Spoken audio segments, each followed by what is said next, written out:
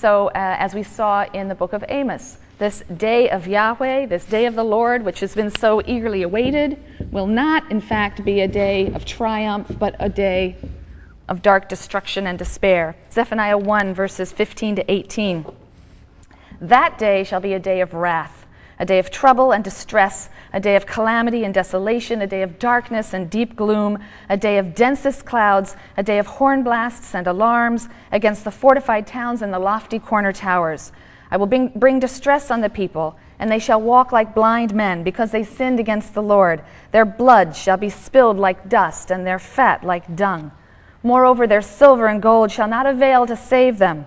On the day of the Lord's wrath, in the fire of his passion, the whole land shall be consumed, for he will make a terrible end of all who dwell in the land.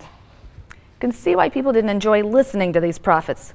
But at the same time, like the other prophets, Zephaniah also offered hope. There will be a humble remnant which will seek refuge in God. These Jewish exiles, he says, will be delivered from their oppressors, and even Gentiles will join in the worship of God. Zephaniah 3, verses 11 to 13.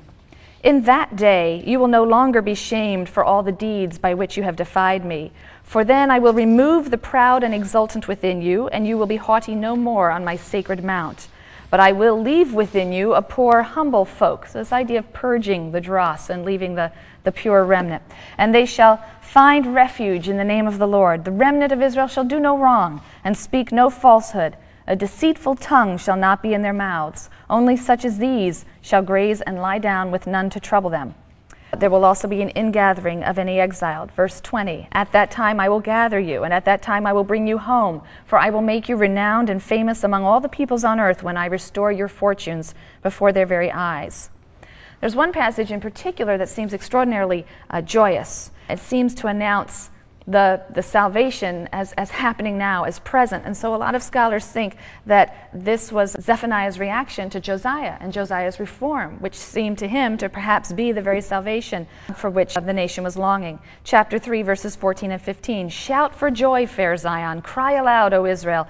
Rejoice and be glad with all your heart, fair Jerusalem. The Lord has annulled the judgment against you. He has swept away your foes. Israel's sovereign, the Lord is within you. You need fear misfortune no more. So this sounds very much like a reaction to these reforms initiated by Josiah. This is hailed as the very restoration of God's presence in the community of Judah that was desired. The judgment has been annulled. These terrible things I've been prophesying will not happen.